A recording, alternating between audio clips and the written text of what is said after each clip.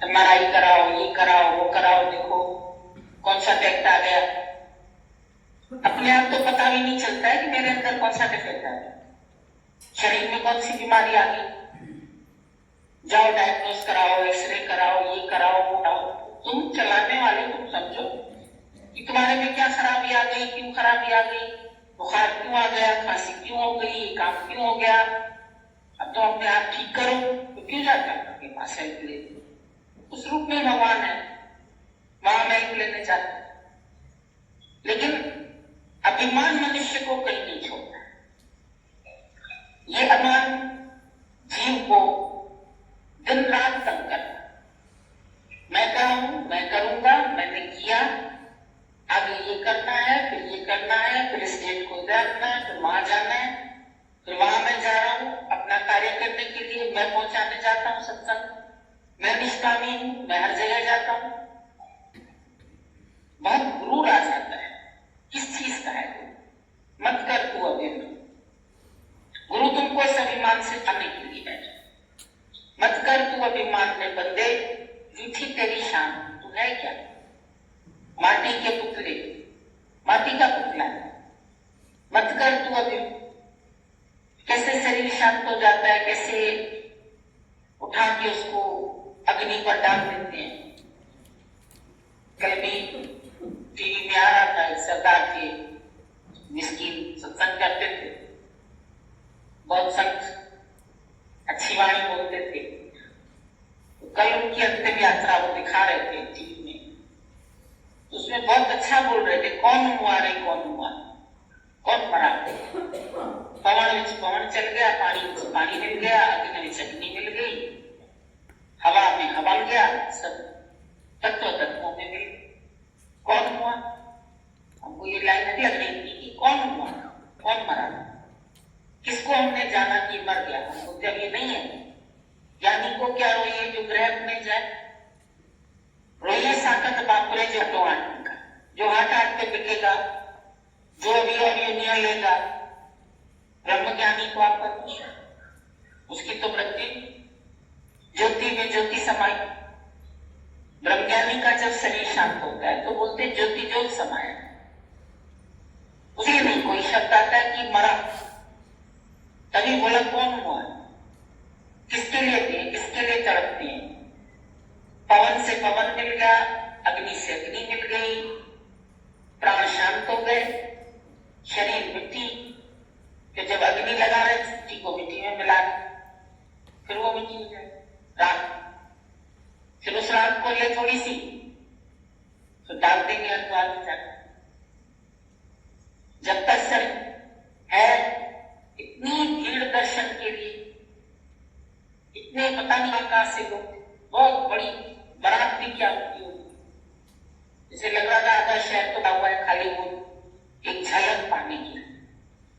ब्रह्म ज्ञानी का कितना मान हो जाए, मिट्टी अब तो मान, उसकी मिट्टी का भी मान हो जाता है। तो उनका शरीर की मिट्टी है, लेकिन मिट्टी का भी तो मान है। अंतिम क्षण के लिए लोग फॉरेन से आए, कोई कहां से आए, कोई कहां से आए, जरा सी एक झलक पाने की। तो शरीर जैसा ही है, लेकिन मान क्यों ब्रह्मज्ञानी की हो जाता है? क्यों गुरु नानक देव की महिमा, क्यों अर्जुन देव की महिमा, क्यों ब्रह्मज्ञानी ब्रह्मवेद सतगुरु की महिमा, कृष्ण की महिमा, राम की महिमा, नानक की महिमा क्यों करते? क्योंकि उन्होंने जीते जी तत्वों को जाना। आप सोना जब निकलता है खान से, तो ऐसे नहीं निकलता जैसे आपको दिखाई दे रहा है तुमने अंगूठी पहनी, हाथ पहना, ऐसे नहीं निकलता, उसमें मिट्टी मिक्स होती, 90% 95% मिट्टी होती। इतना सा ना निकलता है 10 टन मिट्टी से, उसको इतना प्योरीफाई किया जाता है। तो जिस उसमें मट्टी में सोना मिक्स है, तो उसकी मट्टी का भी तो मान, उस मट्टी को ले आते हैं घर, फिर उसके ऊपर रिसर्च करते हैं, शोध करते हैं, मट्टी अलग करते हैं, सोना अलग करते हैं, मेहनत करते हैं। तो तत्व को उसने जाना, उसका शरीर तो जैसे सबका है वैसे ही, पर फिर भी जिस शरीर ने अमृत भरा, उसकी मानता हो जाती। तो शरीर का भी दर्शन करने के लिए कहां कहां से लोग आते, वाइब्रेशंस मिलते। वैसे तो निराकार ही जानता है, गुरु भी कहता है जो तू निराकार है, जो मैं हूं सो तू है, वो कभी हमको नहीं बोलता। हमने जीवन कितना बनाया वो भी महत्व रखता है, वो ही महत्व रखता है, क्योंकि ज्ञान तो कोई भी सुन सकता है। ज्ञान सुनने की कान दिए ना भगवान ने, कान से सुनते हैं सब ज्ञान को। और गुरु नानक साहब ने बोला कान से नहीं, मन से। मन से सुनोगे तो राह मिलेगी, और जो कान से सुना हुआ सत्संग है वो निकल जाता है। एक कान से सुना, दूसरे कान से निकल जाता है। मतलब कान से तो तुमने बहुत कुछ सुना है, गाने सुने हैं, इतने दुनिया की बातें सुनी हैं, वो कहाँ याद रहती है। पर जो बात हम मन से सुन लेते हैं, एकाग्रता से सुनते हैं, स्थिरता से सुनते हैं और उसको अंदर लेकर जाते हैं, वो ज्ञान रहता है अंदर। बाकी तो सुना हुआ ज्ञान, कितना सुना है सत्संग, कब से सुन रहे हो, कितना याद है। याद सिर्फ उतना होता है जो हम जीवन में लगाते हैं। अभी सब ने कोविड टाइम में यूट्यूब देख देख के बहुत सारी डिशेस बनाई हैं। अब याद है, पूछते हैं अब बना सकते हो कि नहीं, अब तो हम भूल गए, हमने देखी, बनाई और खिला दी। पर जो तुम रोज़ बनाते हो, रोज़ पकाते हो, उसके लिए तुमको याद नहीं करना पड़ता।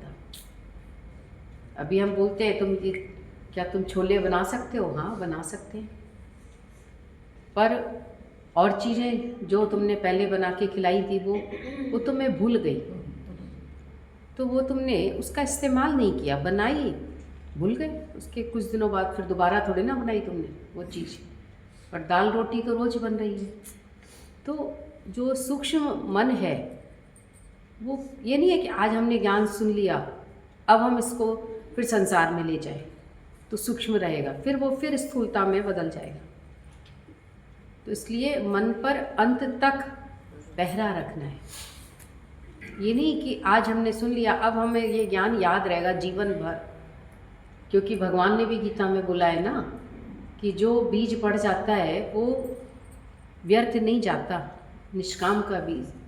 पर अगर वो बीज वहीं सड़ भी सकता है, अगर उसको हमने सही धूप, पानी, खाद नहीं दिया तो वो बीज वहीं सड़ भी सकता है, और वही बीज एक वृक्ष भी बन सकता है। बीज तो वही होता है, जो वृक्ष बनता है वो भी वही बीज है, और जो नहीं पौधा बना वो भी बीज। हमने कई सारे बीज डालता है किसान, पर सारे थोड़े वृक्ष बन जाते हैं। कितने पौधे लगाता है, सारे नहीं बनते वृक्ष। वृक्ष वही बन पाते हैं जो पहले मिटता है बीज। बीज को मिटना ज़रूरी है, तो जो मिटा ही नहीं वो पौधा कैसे बनेगा और वो पेड़ कैसे बनेगा। ज्ञान सुनकर हमारा अहंकार गला क्या, और अहंकार गला ही नहीं तो वृक्ष बना ही नहीं, बनेगा ही। तो आज जो बात चली शुरुआत से कि हमारा अहंकार फिर कहीं कहीं पनप जाता है, और गुरु कहता है जीते जी इस अहंकार को गलाओ। मरने के बाद नहीं, मरने के बाद तो पांच तत्व में मिलते हैं, ये ध्यान रखना। ये पंच भौतिक शरीर है और पंच तत्व में विलीन हो जाएगा एक दिन, और सबका होता है, इसमें कोई दो राय नहीं है। पर गुरु इसमें जो बीज है उसको ख़त्म करता है, अहंकार का बीज ख़त्म करता है। तो बोला फिर वो आत्म तत्व तो रहता ही है, आत्म तत्व का नाश नहीं होता, ये ध्यान रखना। चाहे वो ज्ञानी का, चाहे वो अज्ञानी का। और अज्ञानी इच्छा के अनुसार जन्म ले लेता है, और ज्ञानी उसको कोई इच्छा ही नहीं है, तो वो कहाँ जन्म लेगा, वो भगवान से मिलकर एक है। और यही मनुष्य जन्म का उद्देश्य था, पर हमने वो नहीं किया। उसके बाद गुरुजी ने इस बात को ले जाकर यहाँ समझाया हमको कि कैसे, बोला अन्नमय कोश जानवर के अंदर भी है, प्राणमय कोश जानवर के अंदर भी है, मनमय कोश सबके अंदर है। ये तीनों कोश हर एक के, हर प्राणी के अंदर है। पर मनुष्य को परमात्मा ने और एक्स्ट्रा बनाया है। कल से बात चल रही है, कल भी बात चली कि भगवान ने मनुष्य को विवेक दिया, पर मनुष्य ने विवेक का इस्तेमाल ही नहीं किया, क्योंकि बिना गुरु के विवेक की पहचान भी नहीं होती हमको। गुरु के बिना हम रॉन्ग राइट की समझ रखते थे क्या? बताओ, आप अपने से देखो। हमें किसी को नहीं देखना, और हम अपने से ही महसूस करते हैं कि गुरु नहीं मिला था तब तक हमको रॉन्ग राइट भी नहीं पता था। अगर केवल धन कमाना ही मनुष्य का उद्देश्य है, तो धन तो बोला जानवर भी कमा रहा है। आज वो भी सर्कस में काम कर रहा है, चिड़ियाघर में भी है, उसको भी खाना मिल रहा है, वो भी कमा रहे हैं। चिड़ियाघर में पैसे दे के तो जाते हो आप, टिकट लगती है, उसमें क्या है? उसमें सब जानवर ही तो हैं, और उससे जो मिलता है बोला उनका ही भरण पोषण होता है, उसी से भोजन दिया जाता है उनको। अगर तुम केवल इतना ही उद्देश्य है मनुष्य जन्म का, तो पर मनुष्य जन्म में परमात्मा ने मुक्ति का भी द्वार खोला है, मुक्ति का भी रास्ता दिखाया है। लेकिन हम उस मुक्ति से वंचित रह जाते अगर गुरु नहीं मिलता तो हम वंचित रह जाते। लेकिन गुरु ने हम सबको बचा लिया, हमको समझ दी है। घर में भी बोला उसी समझ के साथ रहो। ये ब्रह्म ज्ञान केवल ये नहीं है कि राम राम रटना है हमको या भगवान भगवान बोलना है। यहाँ पे तो कोई गुरु ने ऐसा कर्म ही नहीं कराया कि आपको आरती उतारनी है या आपको पूजा करनी है जिससे पता लगे कि भाई हाँ तुम सत्संग जाते हो। गुरु ये बोला यहाँ का कोई सत्संगी अगर है तो उसका तुम पता ही नहीं लगा सकते कि बाहर के कर्म से तो कोई पता लगेगा ही नहीं। ना गुरु ने कपड़ा चेंज कराया, ड्रेस भी नहीं चेंज कराई, लेकिन गुरु ने हमारी पूरी रहनी बदल दी, हलत पलत संवार दी, पूरी हमारे सोचने का तरीका बदल दिया। अभी घर में भी ज्ञानी बिल्कुल शांत होकर रहता है, कोई ना माने तो कोई जोर नहीं, ज़बरदस्ती मत करो किसी के साथ। अगर तुम ज़बरदस्ती करते हो तो गुरु के भक्त भी नहीं हो, गुरु के बच्चे भी नहीं हो। क्यों कर रहे हो किसी के साथ ज़बरदस्ती? आज का समय ज़बरदस्ती का नहीं है, पहले भी नहीं था पर आज तो बिल्कुल ही नहीं है।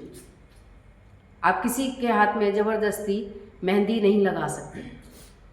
आजकल सब मूडी हैं, बच्चे कहते हैं नहीं लगवानी हमको तो नहीं लगानी। पहले तो कहते थे भाई शगन है, करना ज़रूरी है, ये काम ज़रूरी है, तो बच्चे मान लेते थे। अभी नहीं मानते तो छोड़ दो ना फिर, तभी तो तुम्हारे ज्ञान की रहनी की पहचान होगी। अब तुम कहेंगे वो बच्चे बिगड़ जाएंगे, बोला अगर बिगड़ना ही उनके जीवन में लिखा है तो बिगड़ जाए फिर, पर तुम्हारे संभालने से भी तो नहीं संभल रहे वो और वैसे भी बिगड़ ही रहे हैं। अगर तुम उनको ज़बरदस्ती उनके साथ कर रहे हैं तो भी तो वो बिगड़ ही रहे। जिनको संभलना होता है ना, जिनको पढ़ना होता है, जिन बच्चों को, वो स्ट्रीट लाइट में भी पढ़ते हैं, और जिनको नहीं पढ़ना है उनको तुम चाहे कितनी भी सुविधाएं दे दो वो नहीं पढ़ेंगे। जिनको संभलना होता है वो बिना माँ बाप के भी संभल जाते हैं। जिन बच्चों के माँ बाप नहीं होते ना, हम देखते हैं कई बार वो बच्चे संभल जाते हैं। उनको लगता है कि अब हमें कोई रोकने टोकने वाला नहीं है, तो हमें खुद ही अपनी संभाल। और जिनको बिगड़ना है वो बिगड़ेंगे। हाँ, तुम एक बार उसको प्यार से समझाओ ज़रूर। अगर उनको समझ आ गई तो एक बार में भी आ जाएगी, और नहीं आई तो तुम 10 बार भी कहोगे किसी को भी XYZ तो भी वह नहीं संभलेगा। तो समय को भी देख के चलना पड़ेगा हमको। ज्ञान भी समय के हिसाब से है। पहले का समय था गुरु परीक्षा लेता था। एकलव्य की कितनी बड़ी परीक्षा ली, उसका अंगूठा ही ले लिया गुरु द्रोणाचार्य ने, और वो भी सीधे हाथ का, और उसने उफ भी नहीं करी। एक ऐसा समय भी था इस धरती पर। समय बहुत है, पर समय बदल गया है ना, तो हमें भी समय के साथ चलना है। तो गुरु भी हमको आज रॉन्ग राइट की समझ देता है, उसके बाद कोई ना माने तो गुरु भी छोड़ देता है। तो जब गुरु छोड़ देता है तो हम भी छोड़ देते हैं। फिर जिसको नहीं समझना है, अभी तुम रास्ते पर चलते हैं, कोई ट्रैफिक रूल्स का पालन नहीं कर रहा, फॉलो नहीं कर रहा, तो आप किस को समझाओगे? आप ही बताओ। गवर्नमेंट समझा सकती है, पर गवर्नमेंट को भी कोई समझाने नहीं देता आज के समय में। इतना क्यों कर दिया, इतने चालान क्यों कर दिए, इतना ही उसको भी कह रहे हैं। अब क्या करोगे तुम? जब गवर्नमेंट की नहीं सुन रहा कोई, ईश्वर की नहीं सुन रहा कोई, तो हमारी कौन सुनेगा? तो हम भी भगवान के भरोसे हैं। हमने अपने वालों को भी भगवान के भरोसे छोड़ दिया। हल्के होके रहो ना, तुमको कौन सी ज़्यादा दिन जीना है। हो सकता है तेरा पहले ही हिसाब किताब लिखा हो, फिर तुम क्या करेंगे? गुरु ने हमको बिल्कुल निश्चिंत किया है। तो ये हमारा जब विवेक जगता है तभी हम इस बात को समझते हैं। जिसको जैसे चलना है वो वैसे ही चलेगा। एक छोटे होते हैं ना बच्चे, जब तक वो 2, 3, 4 साल का होता है तब तक तुम उसके अंदर संस्कार डालो, मतलब उसका पालन पोषण करो भगवान के भाव से। उसके बाद फिर वो मनमय कोश उसका जिंदा हो गया, अब मनमय कोश के हिसाब से चलेगा तो कोई बात नहीं है। भगवान के भरोसे चलते रहो, भगवान अपने आप ठीक करेगा। तुम एक बार कहो ज़रूर, ये दृष्टांत हमको हमेशा गुरुजी का याद रहता है, कैसे एक माँ बाप दोनों जैसे चोर थे उसके, तो वो पिता से पूछता था कि पापा आप रात को कहाँ जाते हो? तो पिता कहता था, बेटा मैं ना नाइट शिफ्ट करता हूँ। नाइट में भी तो जॉब होती है ना आजकल, तो पता ही है सभी को, किसी का डे शिफ्ट है, किसी का नाइट है। तो उसने बोला कि मैं नाइट शिफ्ट करता हूँ। कि पापा लेकिन रोज़ आप जो है रोज़ जाते हो, कहाँ कौन सा ऑफिस है आपका? ऐसे झूठी मूठी बता दिया उसने। बोला अच्छा मुझे भी लेके चलो, मैं भी चलना चाहता हूँ आपके साथ। तो उसने थोड़ी आनाकानी की, पिता ने नहीं नहीं बेटा अच्छा ठीक है, नाइट में कहाँ ले जाऊँगा तुमको, ऐसे समझाया। फिर आखिर जब वो बच्चा बहुत जिद पड़ा तो पिता ने बोला बेटा मैं ना चोर हूँ और मैं चोरी करता हूँ। तब उस बच्चे ने बोला बहुत करुणा से कि पापा आप चोरी करते हो, पर जिनके यहाँ आप चोरी करते हो उनके यहाँ तो आज भी रोशनी है, हम कैसे अंधेरे में रहते हैं। भले आप सामान लाते हो चोरी कर करके, चाहे अच्छा लाते हो, लेकिन फिर भी हम उसका इस्तेमाल तो पूरा नहीं कर पाते। हमें तो यही लगा रहता है पूरे टाइम कि कहीं कोई देख ना ले। आप खुद ही कहते हो बेटा ये वहाँ मत पहन के जाना, बेटा इसका इस्तेमाल वहाँ मत करना, ऐसे करके। तो कितना हमें ध्यान भी रखना पड़ता है। और हमारे घर में तो आज भी अंधेरा है। तो आखिर पिता को भी समझ आ गया। उसको कहो क्या नहीं,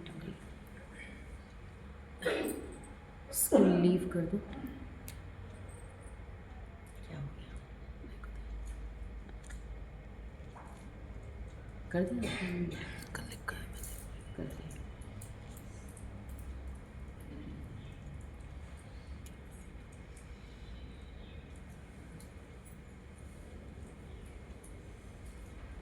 आखिर उसके पिता ने, जब बच्चे ने इतनी करुणा से बोला, पहले उसको लीव कर दिया, तब उसने बोला कि ठीक है बेटा अब मैं चोरी नहीं करूँगा, अब मैं मेहनत करूँगा। जब मेरा बच्चा ही इतनी नहीं चाहता तो फिर मैं क्यों करूँ। तो करुणा रखो, उनके प्रति भगवान का भाव रखो, बस इतना ही करना है हमको, और कुछ भी नहीं करना। संसार में तेरा कुछ है नहीं, जो सब है वो सब यहीं पर रह जाना है। इसलिए गुरु हमको याद करा देता है रोज कि मनुष्य जन्म का उद्देश्य प्रभु की प्राप्ति है। अपने को जानना है, अपने को पहचानना है कि मैं कौन हूँ। बाकी सब साइड बाय साइड हो रहा है, नॉर्मल एंड नेचुरल। बाकी हमें कुछ करना नहीं पड़ता। तो आज इतना अच्छा हमको गुरु रोज़ समझा रहा है कि कैसे सूक्ष्म बुद्धि से इस ज्ञान को समझोगे तो बात बिल्कुल राइट लगती है, और स्थूल बुद्धि से समझोगे तो वो बात समझ ही नहीं आती है, क्योंकि सब कुछ सत्य लगता है इस धरती पर हमको। जब तक आंखें ये वाली खुली हैं ना हमारी, और विवेक की आंखें बंद हैं, तब तक हमको लगता है ये सत्य है, और जब विवेक जग जाता है तब हमको लगता है ये सब सैर करने के लिए है। जैसे हम बगीचे में जाते हैं, सैर करके आते हैं, पर वहाँ लिखा होता है फूल तोड़ना मना है, किसी भी फूल को टच नहीं करना। अभी फरवरी के महीने में खुलता है राष्ट्रपति भवन, वहाँ पर बहुत खूबसूरत बगीचा है, मुगल गार्डन। तो वहाँ जाकर जब आप देखोगे तो बहुत सुंदर लगेगा, और आपका मन जरूर करेगा कि एक फूल तोड़ लें यहाँ से, पर तोड़ नहीं सकते एक भी फूल, सिर्फ देखने के लिए है। तो ऐसे ही ये संसार भी सिर्फ देखने के लिए है, यानी इसमें कुछ भी मेरा नहीं है। एंजॉय करो, कितना खूबसूरत लगता है। अभी तुम तो वहाँ जाते हैं मॉल में क्या है, आर्टिफिशियल दिखता है सब कुछ, पर नेचर के साथ जाओगे तो वहाँ आंखें भी खुश होती हैं नेचर को देखकर। बिल्कुल नेचुरल पत्ते दिखते हैं, भगवान की प्रकृति दिखती है, फूल दिखते हैं। तो ये भगवान का बगीचा है। इस बगीचे को तुम सींचो भले, लेकिन ये ध्यान रखना कि एक भी फूल तोड़ने का तुम्हारा अधिकार नहीं है। सींचो प्यार से माली भी सींचता है बगीचे को, लेकिन वो फूल तोड़ता नहीं है। तोड़ेगा तभी जब उसका मालिक चाहेगा, और वो भी मालिक के लिए ही, बाकी उसका अपना कुछ भी नहीं होता। और सींचता बहुत प्यार से है। तो हमें भी बोला सबको प्यार करते जाओ, सींचते जाओ सबको, लेकिन किसी पर भी अधिकार नहीं रखो। प्यार करो, प्यार में भले सामने वाला मानता है तो बहुत अच्छी बात है, वेरी गुड, पर ज़बरदस्ती नहीं। ज़बरदस्ती तो कोई किसी के साथ नहीं कर सकता। तो सबको स्वीट विल से जीने का छोड़ दो, और समझेगा वो तो समझ जाएगा कि कोई भी माँ बाप गलत तो नहीं कहते, पर नहीं अगर मन सुनता तो शांत रहना पड़ेगा। क्या करेंगे फिर से ज़्यादा?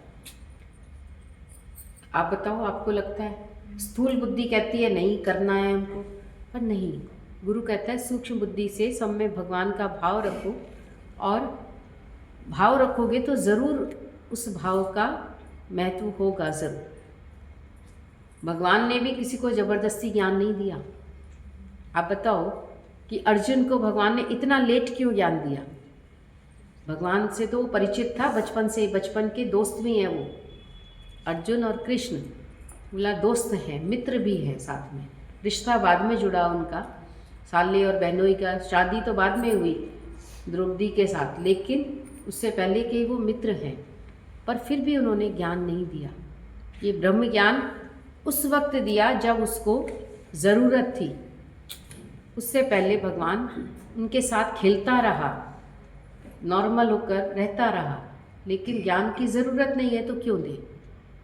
जब ज़रूरत है तभी गुरु भी ज्ञान देता है, और नहीं है ज़रूरत तो गुरु भी बस प्यार से कहता है ठीक है, भले आओ जाओ मिलो, क्योंकि गुरु से मिलना हमको अच्छा लगता है।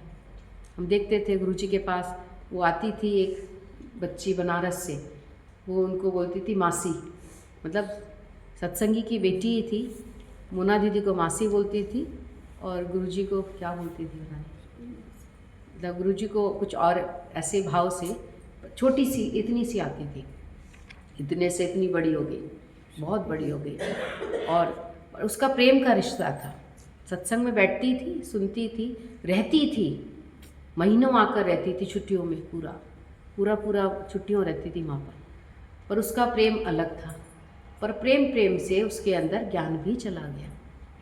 तो धीरे धीरे गुरु भी कहता है ठीक है, और जो ज्ञान का शौकीन होता है तो गुरु उसको ज्ञान भी देता है। जो चाहता है भगवान उसको उसी का वही भाव पूरा कर देता है। और गीता खोल के पढ़ो, बोला जो मुझे जिस भाव से भजेगा मैं उसके लिए वैसा ही बन जाता।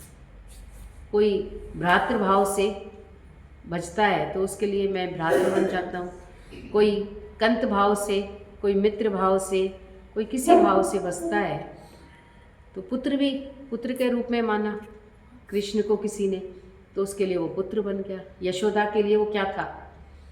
पुत्र था। गोपियों के लिए क्या था? वो कंत था। और अर्जुन के लिए वो मित्र था।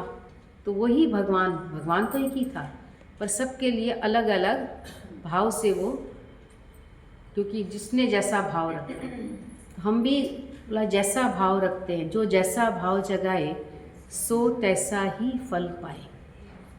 हम जैसा भाव जगाएंगे वैसा ही भगवान हमारे लिए बनेगा। पर धीरे धीरे हमारी बुद्धि ज्ञान में आते आते सूक्ष्म हो जाती है, और इस निष्काम का बीज कभी भी व्यर्थ नहीं जाता, कभी भी नहीं जाएगा।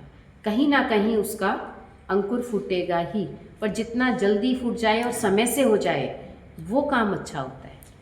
जो कार्य समय से होता है वो अच्छा होता है, और जो समय के बाद होता है होगा तो काम ज़रूर, लेकिन उसमें हमारा टाइम ज़्यादा वेस्ट हो जाता है। तो save money, save time, save water, हर चीज़ सेव करनी है। टाइम भी सेव करो। अधिक समय के बाद अगर कोई काम होता है ना, उतनी खुशी नहीं होती फिर, और समय से होता है तो वो काम बहुत ही अच्छा होता है। तो गुरु ने हमको समय की भी पालन करना सिखा दिया, पाबंदी बता दी। एक समय के बाद होगा, काम तो हो ही जाएगा, लेकिन समय से होता है तो बहुत ही अच्छा होता है। कल इसको पढ़ रहे थे, प्रश्न था कि हर समय आनंद में कैसे रहे। तो राजा ययाति अपनी पूरी उम्र सुख भोग कर भी तृप्त नहीं हुआ। इंद्रियों के सुख विवेक को हर लेते हैं, और यदि शरीर में ही सुख होता तो लोग मृत शरीर को भी संभाल कर रखते। जगत के विषयों में जब तक मन फंसा है तब तक आनंद नहीं मिलेगा। अष्टावक्र जी ने राजा जनक से कहा कि इन विषयों को तू विष के समान त्याग। तो सुख कहाँ है? हर समय आनंद में कैसे रहे? तो सुख तो हम समझते थे बाहर के पदार्थों में, बाहर के सुख भोगों में। बोला अगर शरीर में सुख होता तो बोला लोग संभाल कर रख लेते ना। फिर बताओ उसी समय कैसे इससे मन निकल जाता है हमारा। कोई कितना भी हमारा नज़दीकी होता है, कितना भी हमारा प्रेमी होता है, बोला उस शरीर को तो बोला उसी वक्त हम ले जाते हैं। कोई रख ही नहीं पाता, कोई भी नहीं रख सकता। तो शरीर में सुख नहीं है, उसमें जो परमात्म तत्व है बोला वो सुख देता है, वो आनंद देता है। तो बाहरी विषयों में सुख नज़र आता है, लेकिन वो सुख बोला दुख में बदल सकता है। लेकिन आनंद है भगवान के प्रेम में, ज्ञान में आनंद है, प्रेम में आनंद है। और ज्ञान और प्रेम हमको आनंद दिलवा देता है। लेकिन दुनिया में कितना भी है किसी के पास, करोड़ों है, करोड़ों भी हमको सुख नहीं दिलवा सकते, क्योंकि उस करोड़ों से भी बोला उसके भी जाने का डर है। पर ज्ञानी को कोई डर नहीं है अंदर से। सबसे बड़ा डर क्या है? कहीं ये शरीर ना चला जाए। बोला ये तो हमने पहले ही गुरु को दे दिया, अब मैं ये शरीर हूँ ही नहीं। तो ये डर भी खत्म हो गया हमारा, नहीं तो यही डर लगा रहता था। बोला काम उतार लिया तो डर खत्म, और काम नहीं उतारा तो मन डरेगा ज़रूर, कहीं ये चला ना जाए।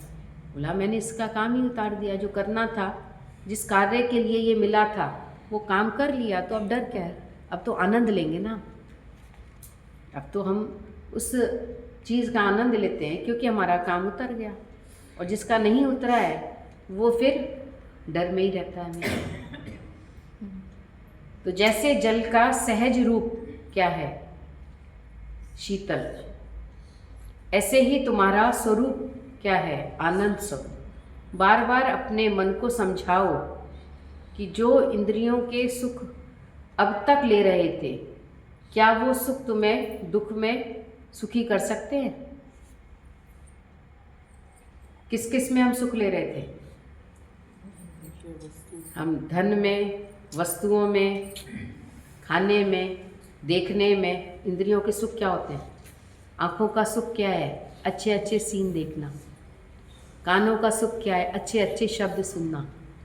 पर क्या अगर कोई दुख आ जाए तो क्या उस समय अच्छे शब्द हमको सुख दे पाते हैं? कोई हमारी प्रशंसा कर रहा है कोई दुख के समय में, तो भी हमको लगता है सुनने का भी मन नहीं करता। इसका मतलब ये बाहरी सुख हमको दुखों से नहीं निवार सकते, नहीं ऊपर कर सकते, और हम इसी में ही अपना सारा समय दे देते हैं, बाहरी सुख लेने में। और वो दुख में तुम्हें सुखी नहीं कर सकते। व्रत का अर्थ क्या है? वृत्ति, अर्थात तुम्हारी वृत्ति भगवान की तरफ से ना हटे, संसार में ना जाए, ऐसा व्रत लो। कबीरा ऐसा व्रत लिया जो ले सके नहीं कोई। व्रत मतलब वृत्ति। व्रत होता है जैसे वृत्ति हमारी, आज हमारा व्रत है तो भगवान में जाएगी, पर एक्चुअल में जाती है क्या भगवान में? आज क्या बनाएंगे, आज व्रत है, आज सोचना पड़ेगा। आलू है घर में? नहीं। कुट्टू का आटा लाए? नहीं लाए। अब यही बनेगा। फल चाहिए, फल भी नहीं होगा तो व्रत कैसे रखोगे? यही सब चीज़ें व्रत का सामान है। तो पूजा में तो नहीं गया भगवान की, ध्यान गया कि आज क्या खाना है। व्रत माना खाना। व्रत का मतलब क्या है? व्रत का मतलब क्या होता है बताओ? अभी तक हम सब ने व्रत रखते थे तो उससे पहले, कल व्रत है हमारा तो पहले ही इंतज़ाम करते थे, एक दिन पहले कि आज हमें ये वाला भोजन खाना है, तो एक दिन पहले तैयार। बाकी रोज़ तो हमें सोचना ही नहीं पड़ता, घर में जो रखा है वही बना लिया, कुछ ना कुछ तो है ही है, बन जाता है। लेकिन व्रत माना वृत्ति, और वृत्ति भगवान में टिकनी चाहिए, पर वो वृत्ति तो संसार में और ज़्यादा जाती है। तो गुरु हमें ऐसा व्रत रखवाता है, बोला अब ये व्रत बाहर का नहीं है पर अंदर का है। बोला अब हम रोज ज्ञान से हमारा कैसे मन की वृत्ति भगवान में चली जाती है अपने आप। रोज गुरु की कोई ना कोई वाणी का ऐसा हमको वचन मिल जाता है जो मन अंदर तक जाता है और मन कहता है नहीं, अब ये जीवन ऐसा होना चाहिए जैसा गुरु चाहता है। तो वृत्ति भगवान में जाए, यहाँ पर कोई बाहर का आडंबर नहीं है। अभी देखो सत्संग रात भी हमने डाला है, कुछ करना ही नहीं पड़ा किसी को भी। करना क्या है सत्संग के लिए? कि बोलिए ये कपड़े बिछने हैं हमारे, तो वो तो हमारे पास ऑलरेडी हैं ही हैं, और नहीं भी हैं तो जो भी है उसी से काम चल जाता है, कुछ भी सोचना नहीं है। और दुनिया में तुम एक छोटा सा भी कोई काम रखते हो, हवन करा के देखना एक दिन अपने घर में, इतना सामान लाना पड़ेगा तुमको, इतना लिख देता है वो लंबा पर्चा पूरा पंडित, और उसमें एक भी चीज़ नहीं होती तो वो कहता है जाओ अभी लेके आओ। पर यहाँ पर कैसे गुरु ने बोला मन को हमारे कैसे भगवान में टिका दिया, ना कुछ खोया ना कुछ पाया पर संशय मूल चुकाया। ना कुछ त्याग किया हमने, ना कुछ ग्रहण किया, पर मन रोज व रोज भगवान में ही जाता है। किसी के यहाँ शादी होती है तो भी गुरु दिखाता है देखो भगवान आज भी है। किसी के यहाँ अगर गमी भी होती है वहाँ भी एकदम वैराग्य आता है, अपने आप ही आता है। और दुनिया में बोला किसी को वैराग्य भी नहीं है, एक चला जाता है दूसरा उसी सामान को संभाल रहा होता है, और स्थिर समझ के अब ये इसकी मालकिन मैं हो गई। अभी तक तो वो मालकिन थी, अब वो मालकिन चली गई, अब वो मालकिन मैं बन गई। अब मुझे संभालना है इसका सारा, फटाफट चेंज कराओ, एफडी पे नाम चेंज कराओ, घर में नाम चेंज कराओ, सब चीज़ों में नाम, 2 मिनट के अंदर दिमाग सबका चल जाता है। पर एक ज्ञान हमको याद कराता है, बोला ये नाम तेरा भी है तो भी तेरा नहीं है कोई चीज़, क्योंकि ये नाम तेरा है ही नहीं, एक्चुअल में नहीं है, ये तो शरीर का नाम है, तो शरीर तो मैं हूँ ही नहीं। तो वृत्ति भगवान में कब जाएगी? जब तुम इंद्रियों के सुख से ऊपर, जब तुम किसी को सुख पहुँचाओगे और सच्चा सुख लोगे, तब भगवान में मन जाएगा। बाकी बाहर का सुख तो बाहर से ही जुड़ता है। पूरा संसार उल्टा वृक्ष है, तुम्हारा मूल कारण परमात्मा है, उल्टा वृक्ष। बोला हर वृक्ष की जड़ें नीचे होती हैं और फूल पत्ते ऊपर होते हैं, लेकिन संसार में बोला मूल परमात्मा ऊपर है। उसको कहते हैं ना कि भगवान कहाँ है? ऊपर, उत्तरायण में, उत्तर दिशा में, ऊंचा, इस शरीर से ऊपर उठना है, बाकी सबका मूल नीचे है। तो ये उल्टा वृक्ष है। तुम्हारा मूल कारण परमात्मा है, तुम्हारी जड़ परमात्मा है, और जड़ के बाद तना है, और तना है तुम्हारा मन। मन बहुत मोटा है और मन से संसार पैदा हो गया। जैसे जड़ दिखाई नहीं देती, ऐसे ही भगवान भी दिखाई नहीं देता। पेड़ दिखाई देता है पर जड़ दिखाई देती है? किसी वृक्ष की जड़ देख सकते हो क्या तुम जाके? नहीं देख सकते। हाँ, फोटो में देख सकते हैं। आजकल बच्चों को जब ये पढ़ाते हैं, विद्या देते हैं, वनस्पति विज्ञान, साइंस सिखाते हैं, तो वो दिखाते तो हैं, चित्र में दिखाते हैं, पर एक्चुअल में तो आप नहीं देख सकते, जड़ तो नीचे रहती है। तो भगवान को भी इन आँखों से, स्थूल आँखों से नहीं देख सकते। इन आँखों से तो संसार दिखता है जो कि सत्य नहीं है। जो जड़ है वहाँ तक तो कोई विरला योगी पहुँचता है जो हर जगह भगवान को महसूस करता है। हर जगह भगवान से कभी भी उसका मन अलग नहीं होता। और हमारा देखो, थोड़ी देर में ही तुम्हारा मन अलग हो जाता है। संसार आए, गुरु तो पीछे कर दिया तुमने, बिल्कुल गुरु से पीठ कर ली, 1 सेकंड में कर लेते हो पीठ। तो इसका मतलब अभी पूरा मन परमात्मा में ठहरा ही नहीं है। भक्त वो है जो किसी हालत में भी भगवान को नहीं भूलता, गुरु को नहीं भूलता और गुरु के ज्ञान को नहीं भूलता। और हमारा जरा सा ही संसार सामने आया तो हमसे भगवान विस्मृत हो जाते हैं। तो यही तो एक आश्चर्य वाली बात है। तो कोई कोई विरला होता है, ब्रह्म ज्ञान की सीढ़ियों पर कोई कोई विरला चढ़े। जो चढ़ जाए सीढ़ियाँ 84 लाख उसकी कटी। तो ऐसे ही परमात्मा दिखाई नहीं देता, लेकिन जड़ से ही तो पूरे वृक्ष का जीवन है। अगर भगवान ना हो तो जीवन कहाँ होगा? जीवन ही नहीं होगा। ये तना, ये पत्ते, ये थोड़ी जीवन दे सकते हैं। जीवन तो जड़ से मिल रहा है हमको। तो ऐसे ही सारे वृक्ष का आधार परमात्मा है, सारे संसार का आधार परमात्मा है। टहनियाँ जो है वो योनियाँ हैं, जो 4 प्रकार से हैं: अंडज, चेतज, जेरज और उद्भुज लिख रहे हैं। तो पेड़ के पत्तों से पेड़ को जीवन मिलता है। ऐसे ही तुम्हारे कर्म पेड़ के पत्ते हैं। जो कोपलें निकलती हैं वो तुम्हारी इच्छाएं, वासनाएं हैं। अगर तुम मुक्ति पाना चाहते हैं तो तीव्र वैराग्य की आरी से इस तने को काटो। तना बहुत मोटा होता है। मोटा तना एक तरफ से आरी चलाने से नहीं कटता है, तो 2 तरफ से आरी चलानी पड़ती है। गुरु अपने प्रेम से दूसरी तरफ से आरी चलाता है।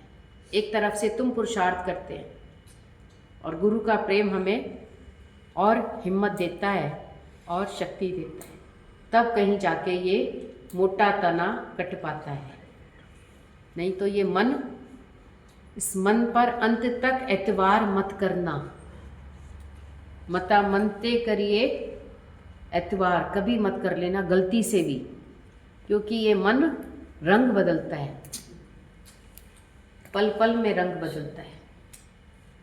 कभी भक्ति में आ जाता है तो कभी भोग में चला जाता है। तो इस मन को रोज भगवान के श्री चरणों में लेकर आओ और रोज इस ज्ञान से अपने मन को मोड़ते जाओ। तब बोला ये मनुष्य जन्म सार्थक होगा।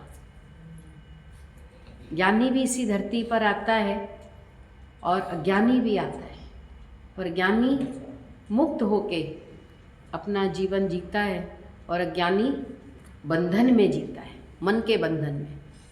और ज्ञानी मन से मुक्त होकर। मुक्ति कुछ और नहीं है। पहले हम मुक्ति का मतलब क्या समझते थे? मुक्ति मतलब घर छोड़ना, मुक्ति मतलब संन्यास लेना। अभी गुरु ने बताया घर छोड़ना या संन्यास लेना इसकी ज़रूरत ही नहीं है, पर ज्ञानी घर में ही वन की तरह रहता है। अभी वहाँ भी हम लोग जब थे लखनऊ में तो ये चल रहा था कि गुरु ने हर घर को आश्रम बना दिया।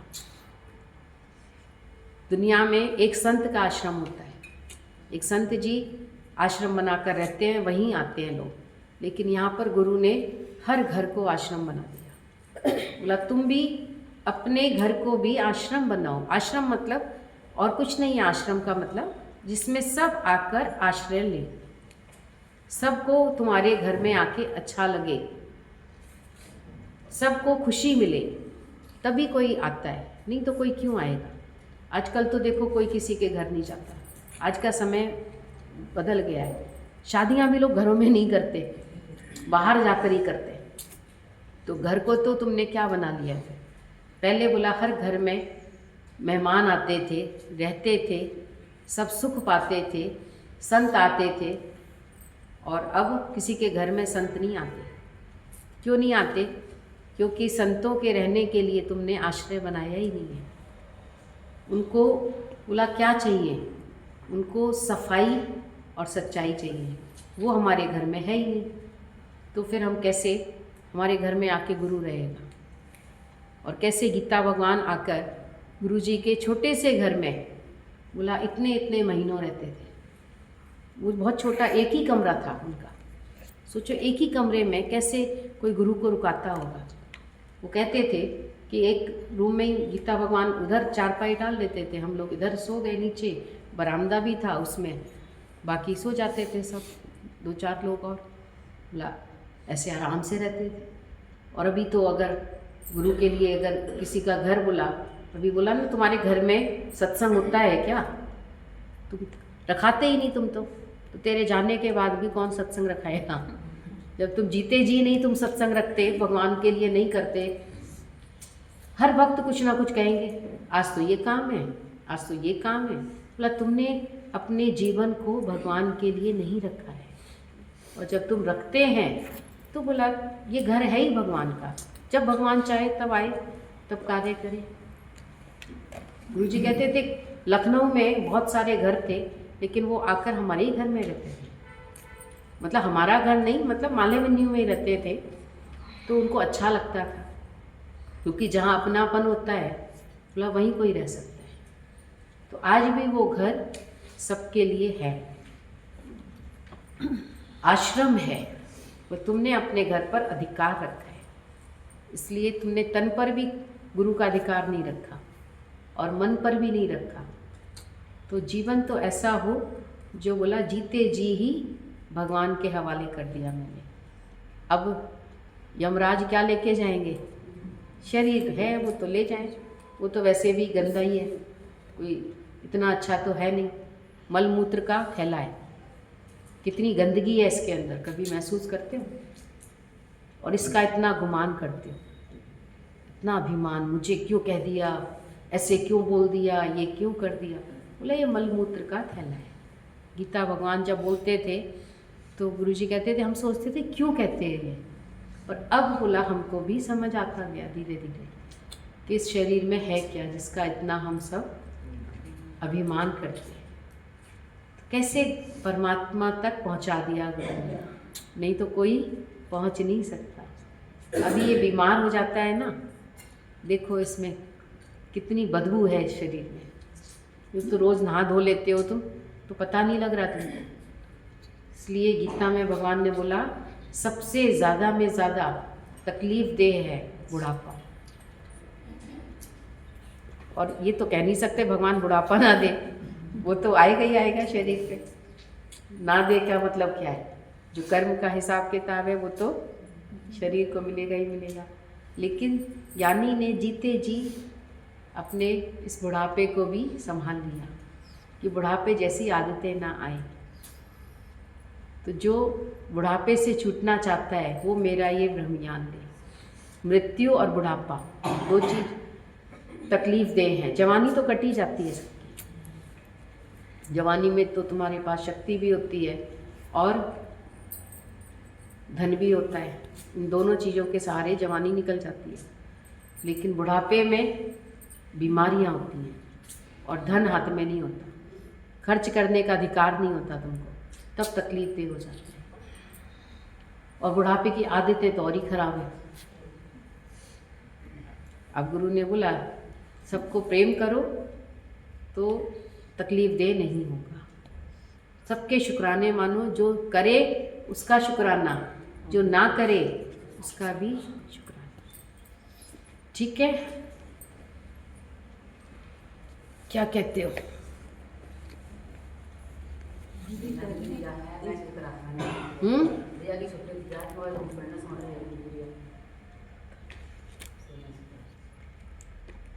सुनी रही होगी, इसका मन होगा तो सुन लेगी।